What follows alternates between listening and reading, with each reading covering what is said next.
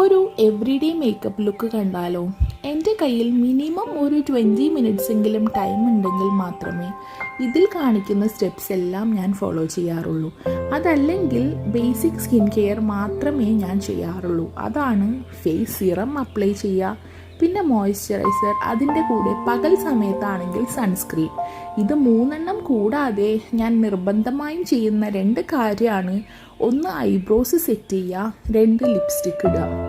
അപ്പോൾ ഈ 5 കാര്യങ്ങൾ ചെയ്താൽ ഞാൻ പുറത്തിറങ്ങാൻ യൂഷ്വലി റെഡിയായി. അതല്ല, കുറച്ചുകൂടെ എൻ്റെ കയ്യിൽ ടൈം ഉണ്ടെങ്കിൽ ഇതിൽ കാണിക്കുന്ന എല്ലാ കാര്യങ്ങളും ഞാൻ ചെയ്യാറുണ്ട്.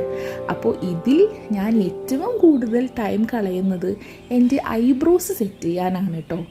ഇതിൽ തന്നെ നിങ്ങൾക്ക് കാണാൻ പറ്റും എൻ്റെ ഐബ്രോസ് ഒന്ന് ചെയ്ത് കഴിയുമ്പോഴേക്കും എൻ്റെ ഫേസിൽ വന്ന മാറ്റം. അപ്പോൾ ഇത്രയും ചെയ്ത് കഴിയുമ്പോൾ ഞാൻ റെഡിയായി.